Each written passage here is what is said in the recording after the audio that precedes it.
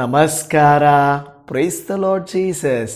ನಮ್ಮ ಕರ್ತನೂ ರಕ್ಷಕನೂ ಆಗಿರುವಂಥ ಯೇಸು ಕ್ರಿಸ್ತನ ಮಧುರವಾದ ನಾಮದಲ್ಲಿ ಎಲ್ಲ ನನ್ನ ಪ್ರೀತಿಯ ಸಹೋದರ ಸಹೋದರಿಯರೇ, ದೇವಜನರೇ, ನಿಮ್ಮೆಲ್ಲರನ್ನ ವಂದಿಸುತ್ತೇನೆ. ಮತ್ತೊಂದು ದಿನವನ್ನು ಕರ್ತನು ತನ್ನ ಕೃಪೆಯಿಂದ ನಮಗೆ ಸೇರಿಸಿಕೊಟ್ಟಿದ್ದಾರೆ. ಪ್ರಿಯ ದೇವಜನರೇ, ದಿನಗಳು ಕೆಟ್ಟವುಗಳಾಗಿವೆ. ದಯೆ, ದಾಕ್ಷಿಣ್ಯ, ಪ್ರೀತಿ, ಅಯ್ಯೋ ಪಾಪ ಅನ್ನುವಂಥದ್ದು ಹೋಗುತ್ತಾ ಇದೆ. ತುಂಬ ಕಡು ಕಷ್ಟಗಳು, ಪ್ರಯಾಸಗಳು ಬರುತ್ತಾ ಇದೆ. ಇಂತಹ ಸಂದರ್ಭದಲ್ಲಿ ವಿಶ್ವಾಸದಲ್ಲಿರುವಂಥ ನಮಗೆ ದೇವರು ಹೇಳುವಂಥ ಮಾತು ಏನೆಂದರೆ, ಪ್ರೀತಿಯಿಂದ ಸಹಿಸು, ವಿಶ್ವಾಸದಿಂದ ಬಲಪಡಿಸು ಎಂದು ಹೇಳುತ್ತಾ ಇದೆ.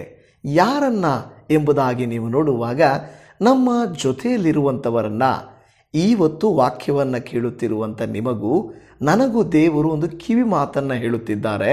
ಹೌದು, ನಿನ್ನನ್ನು ಕರೆದಿದ್ದೇನೆ, ಬಲಪಡಿಸಿದ್ದೇನೆ, ಜ್ಞಾನವನ್ನು ಕೊಟ್ಟಿದ್ದೇನೆ, ಸತ್ಯವನ್ನು ತಿಳಿಯುವಂತೆ ಮಾಡಿದ್ದೇನೆ. ಆದರೆ ನಿನ್ನ ಜೀವನ ಸಂಗಾತಿ, ನಿನ್ನ ಮಕ್ಕಳು, ನಿನ್ನ ಒಡ ಹುಟ್ಟಿದವರು, ನಿನ್ನ ಸಂಬಂಧಿಕರು, ಅವರು ಸತ್ಯವನ್ನು ಅರಿತಿಲ್ಲ. ಆದುದರಿಂದ ಅವರ ಬಲಹೀನತೆಗಳನ್ನು, ಅವರು ಮಾತಾಡುವ ಮಾತುಗಳನ್ನು, ಅವರು ನಡೆದುಕೊಳ್ಳುವ ನಡವಳಿಕೆಯನ್ನು ಸಹಿಸಿಕೋ. ಹೇಗೆ? ಪ್ರೀತಿಯಿಂದ ಸಹಿಸು.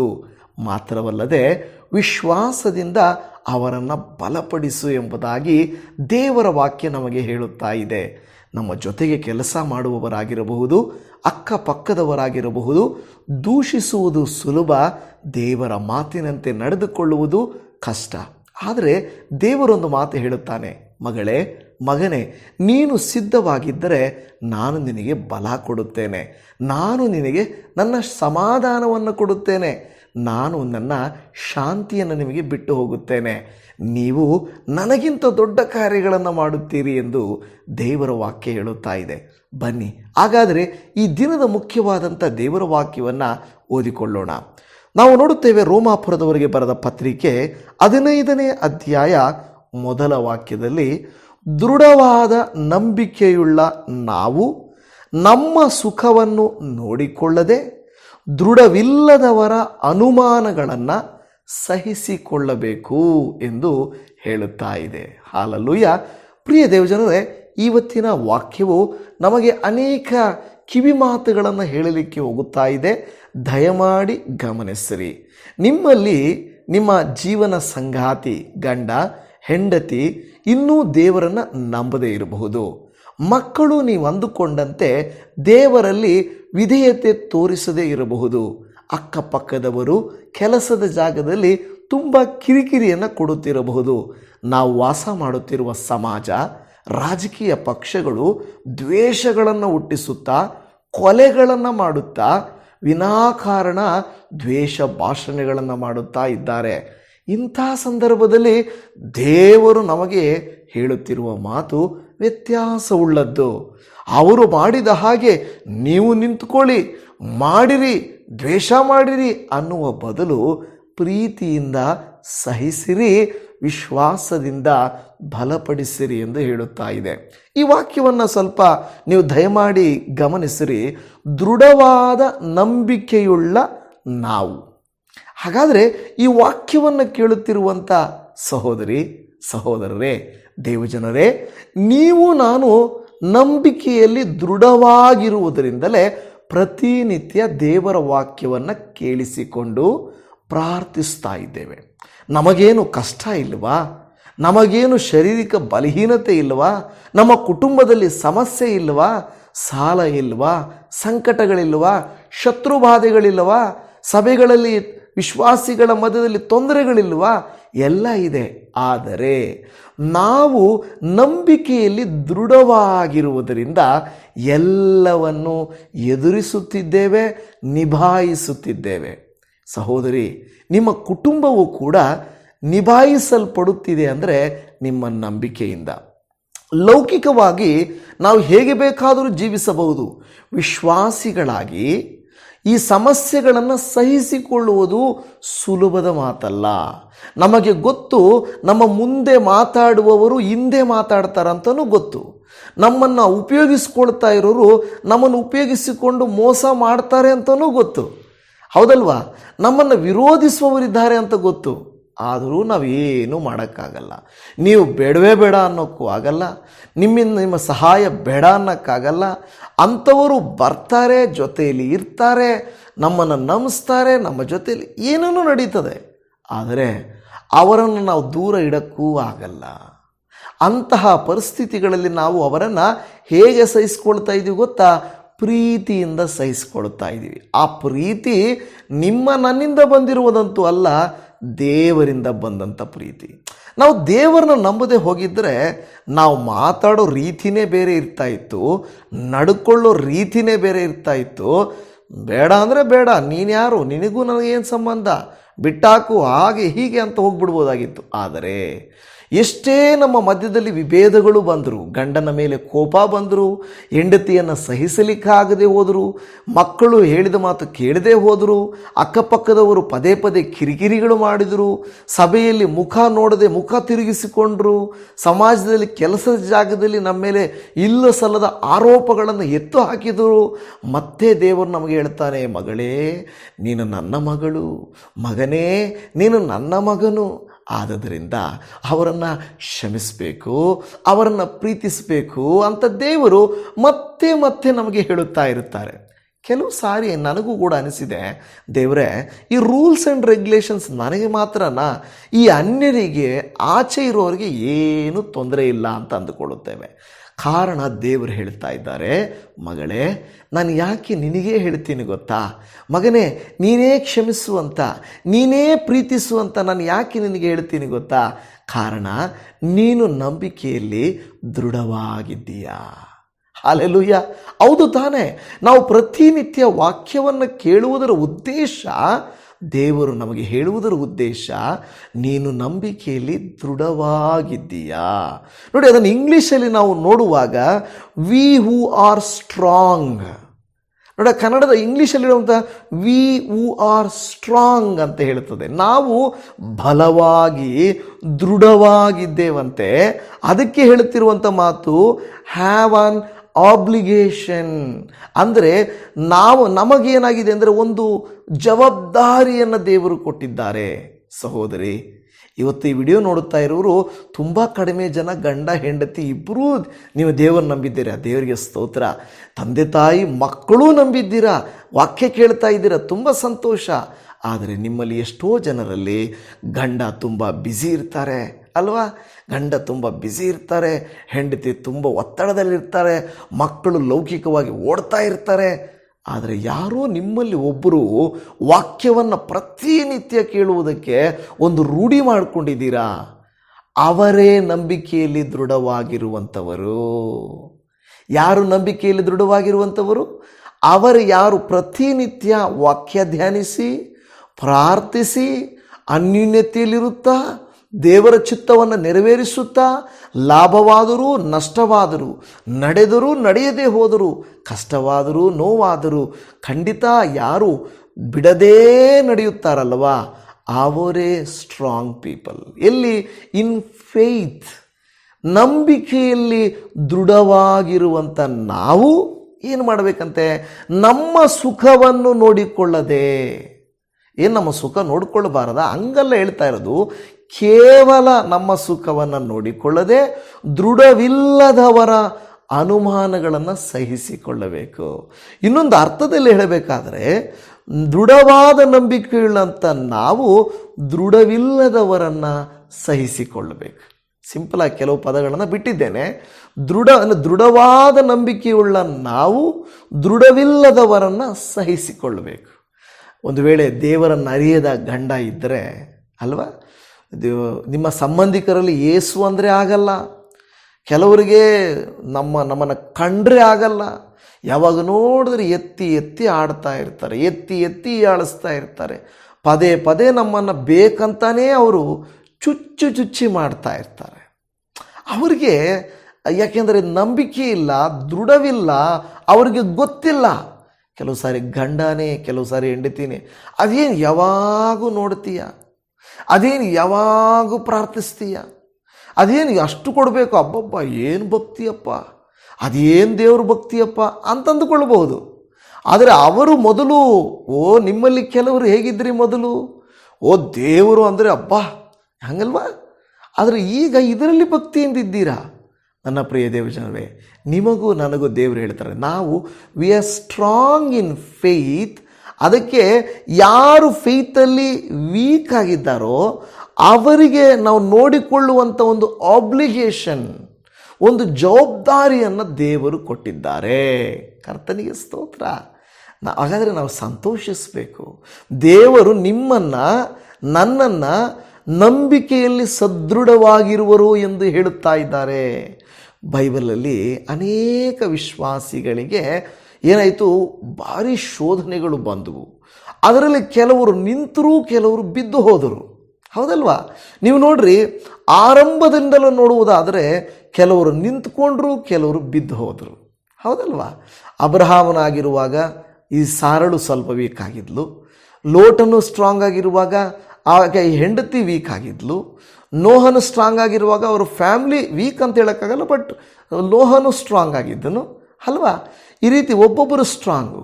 ಯೋಬನು ಸ್ಟ್ರಾಂಗ್ ಆಗಿರುವಾಗ ಅವನ ಹೆಂಡತಿ ವೀಕ್ ಆಗಿದ್ದಳು ಅಲ್ವಾ? ಈ ರೀತಿಯಾಗಿ ಒಬ್ಬೊಬ್ಬರು ಸ್ಟ್ರಾಂಗ್ ಆಗಿರುವಾಗ ಜೊತೆಗಾರರು, ಜೋಡೆತ್ತುಗಳು ವೀಕ್ ಆಗಿರ್ತಾರೆ. ನಿಮ್ಮ ಮನೆಯಲ್ಲಿ ವೀಕ್ ಆಗಿರೋರು ಇದ್ದಾರಲ್ವಾ? ಯಾಕಿಲ್ಲ? ನಮ್ಮನ್ನು ಹೀಯಾಳಿಸೋರು ಇದ್ದಾರಲ್ವಾ? ಅವರು ವೀಕ್ ಆಗಿದ್ದಾರೆ. ಅದರಿಂದ ಬೇಸರ ಮಾಡಿಕೊಂಡು, ಅಯ್ಯೋ ನನಗೆ ಪ್ರಾರ್ಥಿಸಲಿಕ್ಕೆ, ವಾಕ್ಯ ಓದಲಿಕ್ಕೆ, ನೋಡಲಿಕ್ಕೆ ಅವಕಾಶ ಕೊಡಲ್ಲ, ಪದೇ ಪದೇ ನನ್ನನ್ನು ಹೀಯಾಳಿಸ್ತಾ ಇರ್ತಾರೆ ಅಂತ ಅಂದುಕೊಳ್ಳಬೇಡ್ರಿ. ಅವರು ನಂಬಿಕೆಯಲ್ಲಿ ದೃಢವಿಲ್ಲದವರು. ಕೆಲವರು ಪಾಪ ಹೆಣ್ಮಕ್ಳು ದೇವರನ್ನ ನಂಬ್ತಾರೆ, ಆದರೆ ಮದುವೆ ಸಮಯದಲ್ಲಿ ಬಿದ್ದು ಹೋಗ್ತಾರೆ. ಕಾರಣ ಅವರ ತಂದೆ ತಾಯಿಗಳು, ನೋಡು ಮದುವೆವರೆಗೂ ನಂಬು, ಮದುವೆ ನಾವು ಹೇಳ್ದಂಗೆ ಮಾಡ್ಕೋಬೇಕು ಅಂದರೆ ಅಲ್ಲಿವರೆಗೂ ಸ್ಟ್ರಾಂಗ್ ಆಗಿರುವಂಥ ಆ ಫೇತ್ ಪಾಪ ವೀಕ್ ಆಗಿಬಿಡ್ತದೆ. ಅಂಥವರಿಗಾಗಿ ಸಭೆ ಪ್ರಾರ್ಥಿಸಬೇಕು. ಒಂಟಿಯಾಗಿ ದೇವರನ್ನು ನಂಬಿರುವಂಥ ಮಕ್ಕಳನ್ನು ಬಲಪಡಿಸಬೇಕು. ಅಂಥವರ ಮನೆಗೆ ನಾವು ಹೋಗೋಕ್ಕಾಗಲ್ಲ, ಅಂಥವ್ರನ್ನ ನಮ್ಮ ಮನೆಗೆ ಕರ್ಕೊಳ್ಬೇಕು. ವಿಶ್ವಾಸಿಗಳೇ, ನಿಮ್ಮ ಸಭೆಯಲ್ಲಿ ಯಾರಾದರೂ ಒಂದು ಹೆಣ್ಣು ಮಗು, ಒಂದು ಹುಡುಗ ದೇವರನ್ನ ನಂಬಿ ಒಬ್ಬರಾಗಿ ಹೋರಾಟ ಮಾಡುತ್ತಾ ಇದ್ದರೆ, ಆಗಾಗ ನಿಮ್ಮ ಮನೆಗೆ ಕರೆದು ಸ್ವಲ್ಪ ಹೊತ್ತು ಕೂತ್ಕೊಂಡು ಬಲಪಡಿಸಿರಿ, ಅವನ್ನು ಬಲಪಡಿಸಿರಿ. ನೀವು ಅದು ಸ್ವಾರ್ಥ ಸಾರಿದ ಹಾಗೆ, ದೇವರ ಸೇವೆ ಮಾಡಿದ ಹಾಗೆ. ಅದು ಗೊತ್ತಾ? ನಿಮಗೆ ಗೊತ್ತಿರುತ್ತೆ ಯಾರು ಆ ಥರ ಅಂತ. ಯಾವಾಗಲೂ ನಾವೇ ಊಟ ತಿನ್ನೋದಲ್ಲ, ಯಾವತ್ತಾದರೂ ಒಂದು ದಿವಸ ನಮ್ಮ ಊಟ, ನಮ್ಮದೊಂದು ಇದು ಅವರಿಗೆ ಹಂಚಬೇಕು. ಅದೊಂದು ಸೇವೆ. ನಿಮಗೆ ಗೊತ್ತಾ? ಆದ್ದರಿಂದ ಇಲ್ಲಿ ನೋಡುತ್ತಾ ಇದ್ದೇವೆ. ಆ ರೀತಿಯಾಗಿ ಹೇಳಿದ ನಂತರ ಪೌಲನು ಥೆಸಲೋನಿಕದವರಿಗೆ ಬರೆಯುತ್ತಾ 5ನೇ ಅಧ್ಯಾಯದ 14ನೇ ವಚನದಲ್ಲಿ, ಸಹೋದರರೇ, ಅಕ್ರಮವಾಗಿ ನಡೆಯುವವರಿಗೆ ಬುದ್ಧಿ ಹೇಳಿರಿ, ಮನಗುಂದಿದವರನ್ನು ಧೈರ್ಯಪಡಿಸಿರಿ, ಬಲಹೀನರಿಗೆ ಆಧಾರವಾಗಿರಿ, ಎಲ್ಲರಲ್ಲಿಯೂ ದೀರ್ಘಶಾಂತರಾಗಿರಿ ಎಂದು ನಿಮ್ಮನ್ನು ಪ್ರಬೋಧಿಸುತ್ತೇನೆ. ಪೌಲನು ಎಷ್ಟು ಪ್ರೀತಿಯಿಂದ ಅವರಿಗೆ ಹೇಳುತ್ತಾ ಇದ್ದಾನೆ, ಥೆಸಲೋನಿಕ ಸಭೆದವರೇ, ನೀವು ಏನು ಮಾಡಬೇಕು? ಅಕ್ರಮವಾಗಿ ನಡೆಯುವವರು ಇರ್ತಾರೆ. ಹೌದು, ತಪ್ಪು ಮಾಡುವವರು ಸಭೆಯಲ್ಲಿ, ಮನೆಯಲ್ಲಿ, ಆಫೀಸಲ್ಲಿ, ಸಮಾಜದಲ್ಲಿ ಇದ್ದಾರೆ. ಅವರಿಗೆ ನಾವೇನು ಮಾಡಬೇಕಂತ ಹೇಳ್ತಾ ಇದ್ದ ವಾಕ್ಯ, ಬುದ್ಧಿ ಹೇಳಿರಿ. ಕೆಲವರು ನಮ್ಮ ಮಾತು ಕೇಳಲ್ಲ, ನಮಗೆ ಗೊತ್ತುಂಟು. ಆದರೆ ಒಂದು ಮಾತು, ತುಂಬ ತಲೆ ತಿನ್ನಕ್ಕೂ ಹೋಗಬಾರ್ದು. ಒಂದು ಮಾತು, ಎಲ್ಲೋ ಆಗ ಈಗ ಗೌರವದಿಂದ ಒಂದು ಮಾತು ಹೇಳುವುದು ನಮ್ಮ ಜವಾಬ್ದಾರಿ. ಎರಡನೇದು, ಮನಗುಂದಿದವರನ್ನು ಧೈರ್ಯಪಡಿಸಿರಿ. ಯಾಕೆ?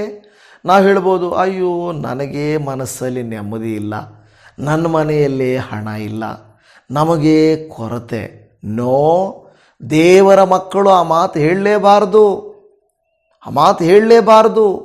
ನನ್ನ ಹತ್ರ ಹಣ ಇಲ್ಲ, ಊಟ ಇಲ್ಲ, ಸರಿಯಾದ ಮನೆ ಇಲ್ಲ. ನಿನಗೆ ಏನು ದೇವರು ಕೊಟ್ಟಿದ್ದಾರೋ ಅದೇ ನಿನ್ನ ಮನೆ. ಗುಡಿಸಲು ಕೊಟ್ಟಿದ್ದಾರೆ, ಅಯ್ಯೋ ನಂದು ಗುಡಿಸಲು ನಾನು ಯಾರನ್ನ ಕರೀಲಿ, ಶೀಟ್ ಮನೆ, ನನ್ನ ಯಾರನ್ನ ಕರೀಲಿ, ನಮ್ಮ ಮನೇಲಿ ತುಂಬ ಬಿಸಿ, ಯಾರನ್ನ ಕರೀಲಿ. ಆ ಮನೆಯೇ ಚಿಕ್ಕ ಸಂಸಾರ ಚೊಕ್ಕ ಸಂಸಾರವಾಗಿ ಮಾಡಿಕೊಳ್ಳಿ.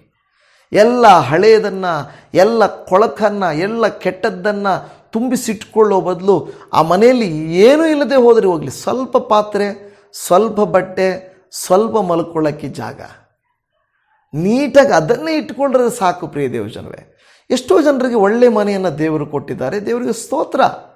ಆದರೂ ಆ ಮನೆಯನ್ನು ದೇವರಿಗಾಗಿ ನಾವು ಉಪಯೋಗಿಸ್ತಾ ಇಲ್ಲ. ಯಾರಿಗೆ ದೇವರಿಗೆ ಅಂದರೆ, ಹೀಗೆ ದೇವರಂದರೆ ಯೇಸು ಸ್ವಾಮಿ ನನ್ನನ್ನು ಬಿಳಿ ಅಂಗಿ ಧರಿಸ್ಕೊಂಡು ಓ ಮಗಳೇ ನಾನು ಬರ್ತಾ ಇದ್ದೀನಿ ಅಂತಾರ?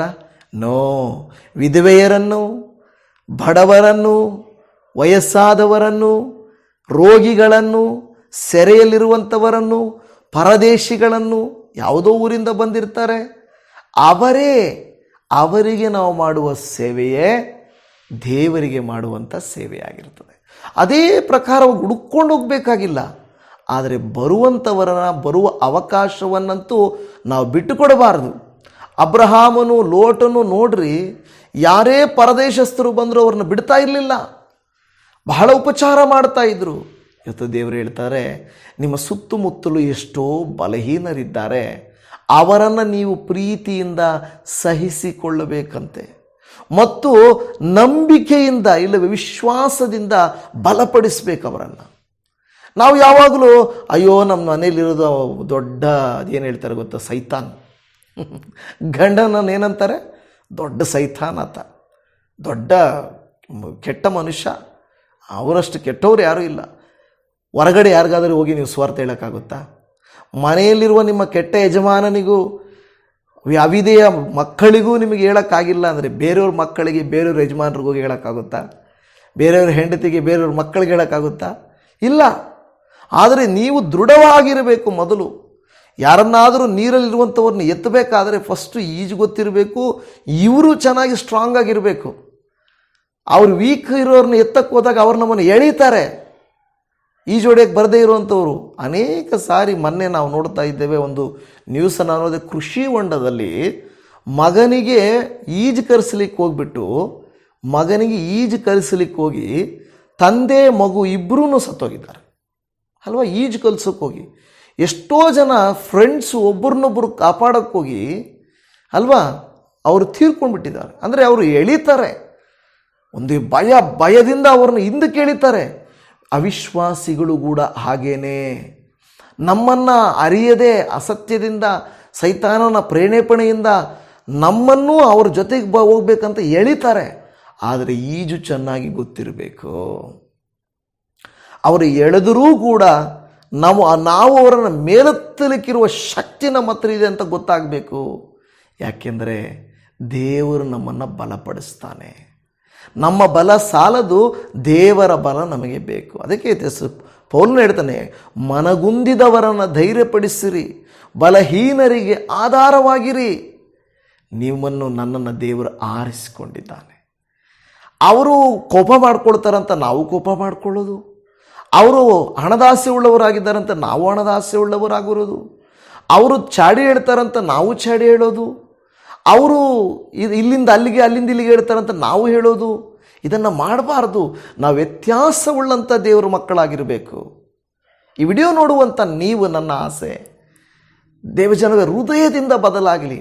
ನಮಗೆ ನಷ್ಟವಾಗಲಿ, ನೋವಾಗಲಿ, ರೋಗ ಇರಲಿ, ಸಮಸ್ಯೆ ಇರಲಿ, ಆದರೆ ನಮ್ಮನ್ನು ನೋಡುವಾಗ ಕ್ರಿಸ್ತೇಸುವನ್ನು ನೋಡುವಂತಾಗಬೇಕು.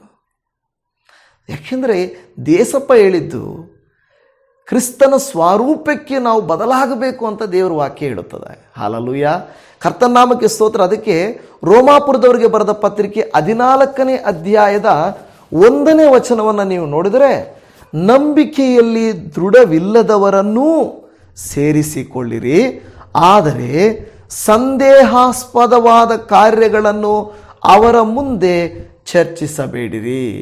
ಕೆಲವು ಸಾರಿ ವಿಶ್ವಾಸದಲ್ಲಿ, ನಂಬಿಕೆಯಲ್ಲಿ ದೃಢವಿಲ್ಲದವರನ್ನು ಕರ್ಕೊಂಡು, ಯವನಸ್ಥರನ್ನು, ಮಕ್ಕಳನ್ನು ಕರ್ಕೊಂಡು ಅವರ ಮುಂದೆ ಅವ್ರಿಂಗೆ ಗೊತ್ತಾ ಇವ್ರಿಂಗೆ ಗೊತ್ತಾ ಅನ್ನುವಾಗ ಚಿಕ್ಕ ಮಕ್ಕಳ ಹೃದಯದಲ್ಲಿ ತಂದೆಯ ಕುರಿತು, ಹೆಣ್ಣು ಮಕ್ಕಳ ಹೃದಯದಲ್ಲಿ ತಾಯಿಯ ಕುರಿತು ಒಂದು ಕೆಟ್ಟ ಅಭಿಪ್ರಾಯ ಬಂದ್ಬಿಡುತ್ತೆ. ಕಾರಣ ಮಕ್ಕಳ ಮುಂದೆನೇ ಬೇರೆಯವರ ಕುರಿತಾಗಿ ತಪ್ಪಾಗಿ ಮಾತನಾಡುವುದು, ಯವನಸ್ಥರ ಮುಂದೆ ಹಿರಿಯರ ಕುರಿತಾಗಿ ತಪ್ಪಾಗಿ ಮಾತನಾಡುವುದು. ಆಗ ಮಕ್ಕಳು ಓ ಅವರ ಹಾಗ, ಓ ಇವರು ಹೀಗ, ಇದನ್ನೇ ಅವರೂ ಕಲ್ತು ಬಿಡ್ತಾರೆ. ತಾಯಿಯ ಹಾಗೆ ಮಗಳು, ತಂದೆಯ ಹಾಗೆ ಮಗನು ಅನ್ನುವ ರೀತಿಯಲ್ಲಿ ಅವರು ಅದೇ ರೀತಿ ಚಾಡಿ ಹೇಳುವುದು ಕಲ್ತು ಬಿಡ್ತಾರೆ. ನಾವೇನೋ ಪರವಾಗಿಲ್ಲ ಬಿಡು ಮಕ್ಕಳು, ಏನು ಪರವಾಗಿಲ್ಲ ಅಂದ್ಕೊಳ್ತೇವೆ. ಮಕ್ಕಳ ಹೃದಯ ಬಹಳ ಸೂಕ್ಷ್ಮ. ತಂದೆ ಏನು ಮಾಡ್ತಾರೋ ಮಗನು ಫಾಲೋ ಮಾಡ್ತಾನೆ, ತಾಯಿ ಏನು ಮಾಡ್ತಾಳೋ ಮಗಳು ಫಾಲೋ ಮಾಡ್ತಾ ಇರ್ತಾಳೆ. ನಾವೇ ನಮ್ಮ ಮಕ್ಕಳನ್ನು, ನಮ್ಮ ಮನೆಯನ್ನು ಕೆಡಿಸುವಂಥರಾಗಬಾರ್ದು. ಅದಕ್ಕೆ ಹೇಳ್ತಾ ಇರೋದು ದೇವ್ರ ವಾಕ್ಯ 14:1, ನಂಬಿಕೆಯಲ್ಲಿ ದೃಢವಿಲ್ಲದವರನ್ನು ಸೇರಿಸ್ಕೊಳ್ರಿ, ಆದರೆ ಸಂದೇಹಾಸ್ಪದವಾದ, ಕೋಪ ತರಿಸುವ, ಅನುಮಾನ ಹುಟ್ಟಿಸುವ, ಬೇರೊಬ್ಬರನ್ನು ಕೀಳಾಗಿ ಮಾತನಾಡುವಂಥ ಯಾವುದೇ ಕಾರ್ಯಗಳನ್ನು ಅವರ ಮುಂದೆ ನೀವು ಮಾತನಾಡಬಾರ್ದು ಅಂತ ದೇವ್ರ ವಾಕ್ಯ ಹೇಳುತ್ತಾ ಇದೆ. ಗಲಾತ್ಯದವರಿಗೆ ಬರೆದ ಪತ್ರಿಕೆಯಲ್ಲಿ 6ನೇ ಅಧ್ಯಾಯ 1 ಮತ್ತು 2ನೇ ವಾಕ್ಯದಲ್ಲಿ, ಸಹೋದರರೇ, ನಿಮ್ಮಲ್ಲಿ ಯಾರಾದರೂ ಯಾವುದೋ ಒಂದು ದೋಷದಲ್ಲಿ ಸಿಕ್ಕಿದರೆ ಅಂಥವನನ್ನು ಆತ್ಮನಿಂದ ನಡೆಸಿಕೊಳ್ಳುವ ನೀವು ಶಾಂತ ಭಾವದಿಂದ ತಿದ್ದಿ ಸರಿ ಮಾಡಿರಿ. ನೀನಾದರೂ ದುಷ್ಪ್ರೇರಣೆಗೆ ಒಳಗಾಗದಂತೆ ನಿನ್ನ ವಿಷಯದಲ್ಲಿ ಎಚ್ಚರವಾಗಿರು. ನೋಡಿ ಎಷ್ಟು ಚೆನ್ನಾಗಿ ಹೇಳ್ತಾ ಇದೆ. ನಿಮ್ಮಲ್ಲಿ ಯಾರಾದರೂ ಯಾವುದೋ ಒಂದು ದೋಷದಲ್ಲಿ ಸಿಕ್ಕಿದರೆ ಅಂಥವನನ್ನು ಆತ್ಮನಿಂದ ನಡೆಸಿಕೊಳ್ಳುವ ನೀವು led by the holy spirit, led by the god spirit, ನಿಮ್ಮಲ್ಲಿ ದೇವರ ಆತ್ಮ ಇರೋದರಿಂದ ನೀವೇನು ಮಾಡಬೇಕು? ಶಾಂತ ಭಾವದಿಂದ ಅವರನ್ನು ತಿದ್ದಬೇಕು. ಶಾಂತ ಭಾವದಿಂದ. ತುಂಬ ಬಲವಂತ ಮಾಡೋಕ್ಕೆ ಹೋದರೆ ಕೋಲು ಮುರಿದೋಗುತ್ತೆ, ವಸ್ತು ಹಾಳಾಗುತ್ತೆ. ಅದಕ್ಕೆ ಸರಿಯಾದ ಕ್ರಮ ಇದೆ. ಅದಕ್ಕೆ ಕೆಲವರು ಹೇಳ್ತಾರೆ ಏನಂದರೆ, ಮಕ್ಕಳು ಸಣ್ಣದ 2 ವರ್ಷದ ತನಕ ಮಕ್ಕಳನ್ನು ಗದರಿಸಬಾರ್ದು, ಒಡಿಲೂಬಾರ್ದು. 2 ವರ್ಷದ ತನಕ. ಅದರ ನಂತರ 2 ವರ್ಷದ ನಂತರ ಒಂದು 10-12 ವರ್ಷದ ತನಕ, ಅಂದರೆ ಮಕ್ಕಳು ನಮ್ಮ ಭುಜದ ತನಕ ಬರೋ ತನಕ, ಇಲ್ಲವೇ 15 ಪರವಾಗಿಲ್ಲ, ಅದು ಅಲ್ಲಿವರೆಗೂ ಬೆತ್ತ. ಅಂದರೆ ಸುಮ್ಮನೆ ಹೊಡೆಯೋದಲ್ಲ, ತಪ್ಪು ಮಾಡಿದರೆ ಇದು ತಪ್ಪು ಎಂದು ಹೇಳಿ ಹೊಡಿಬೇಕು.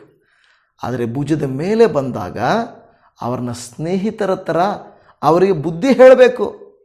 ಸ್ನೇಹಿತರ ಥರ ಬುದ್ಧಿ ಹೇಳಬೇಕು. ಯಾಕೆಂದರೆ ಆ ವಯಸ್ಸಾದ ಮೇಲೆ ನಾವು ಹೊಡೆದ್ರೂ ಪ್ರಯೋಜನ ಇಲ್ಲ, ಹೊಡೆಯೋಕ್ಕೂ ಆಗಲ್ಲ. ನೋಡಿ, ಇಲ್ಲಿ ಹೇಳುತ್ತಿರುವಂಥ ಮಾತೇನೆಂದರೆ, ನೀವು ಯಾರಾದರೂ ಆ ರೀತಿ ಸಿಕ್ಕಿದರೆ ನೀವು led by the holy spirit ಅಲ್ವಾ? ನೀವು ವಿಶ್ವಾಸದಲ್ಲಿ, ನಂಬಿಕೆಯಲ್ಲಿ ದೃಢವಾಗಿರುವವರಲ್ವಾ? ನೀವು ಹೇಗಂದರೆ ಹಾಗೆ ನಡ್ಕೊಳ್ಬಾರ್ದು.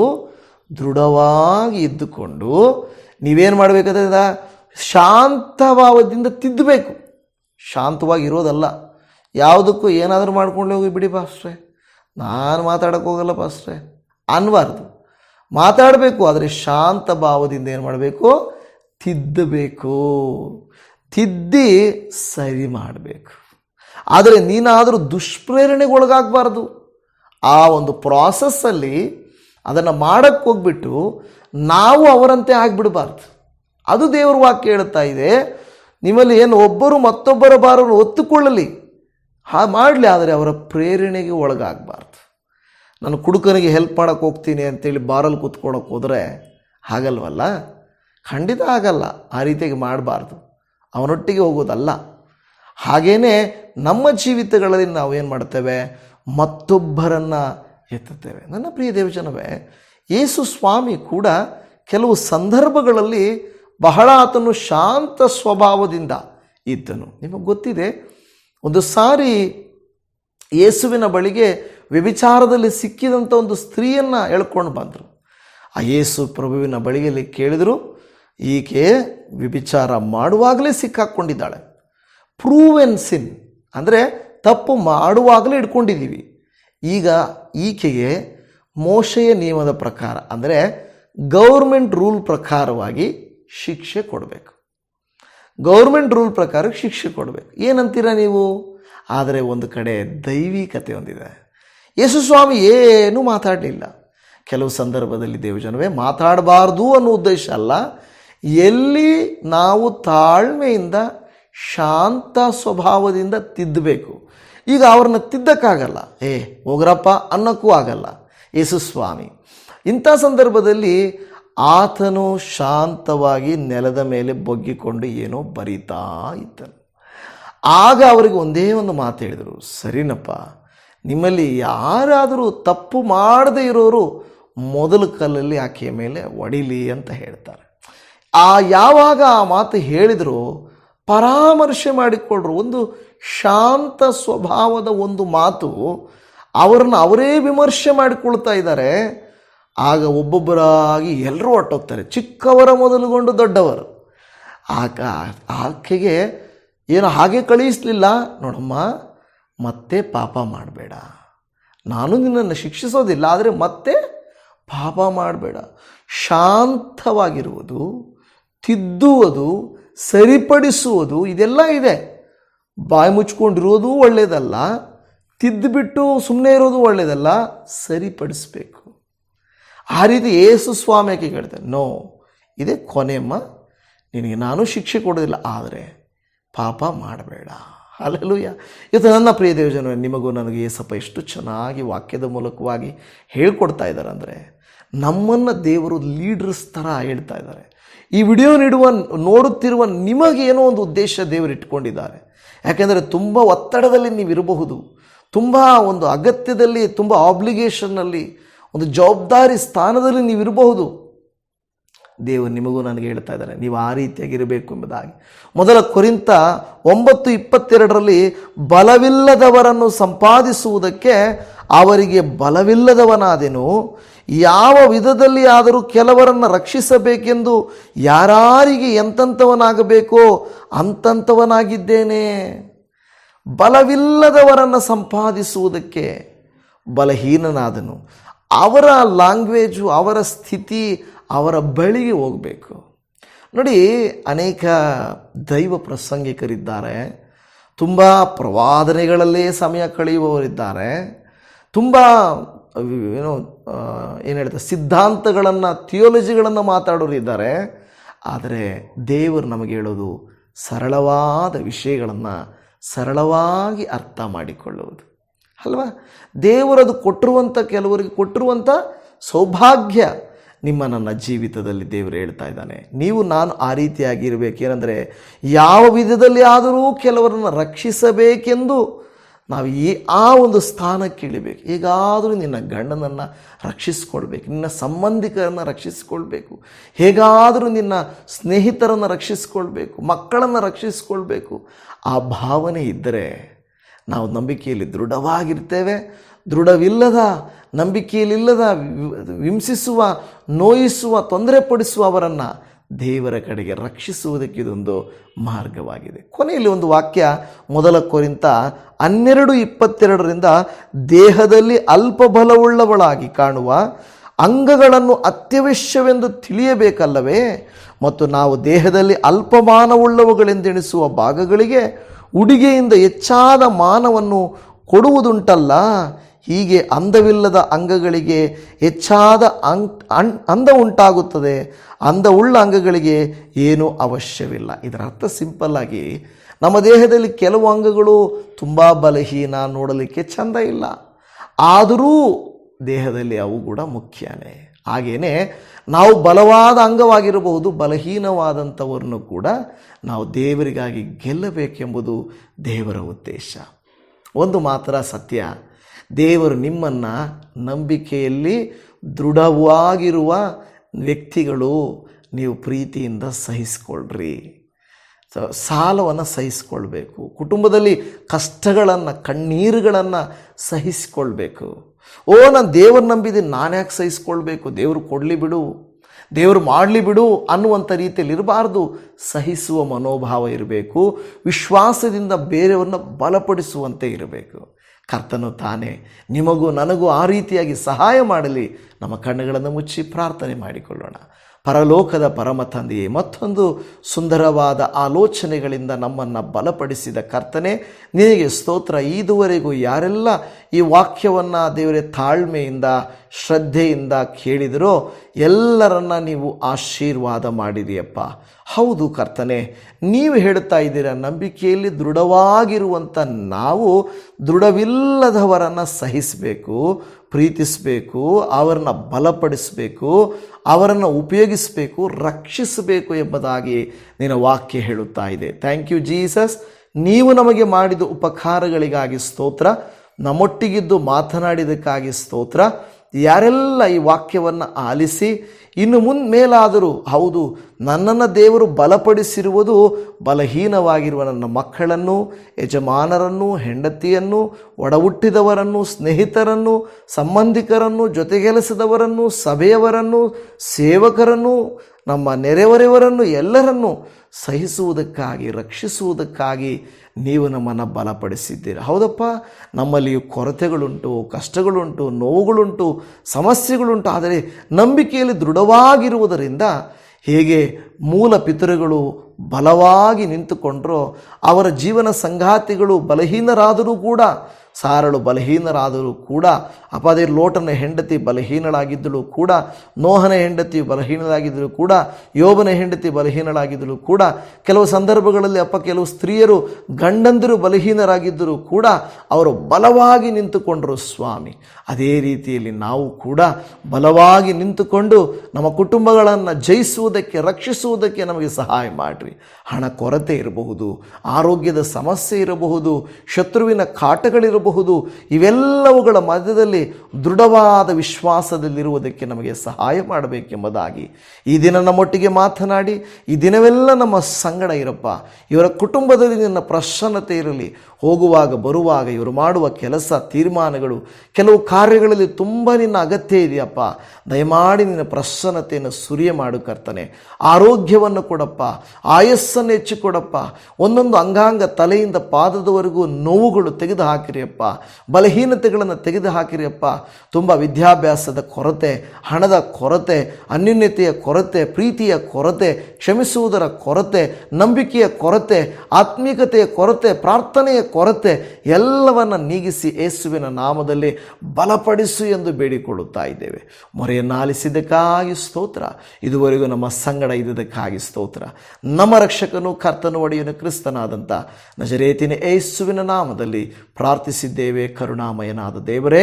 ಆಮೇನ್, ಆಮೇನ್, ಆಮೇನ್. ನನ್ನ ಪ್ರಿಯ ದೇವಜನರೇ, ನಿಮ್ಮೆಲ್ಲರಿಗೂ ಶಲೋಮ್. ಕರ್ತನು ತಾನೇ ನಿಮ್ಮನ್ನು, ನಿಮ್ಮ ಕುಟುಂಬಗಳನ್ನು ಹೇರಳವಾಗಿ ಅನುಗ್ರಹಿಸಲಿ. Praise the Lord. Shalom. God bless you. Amen.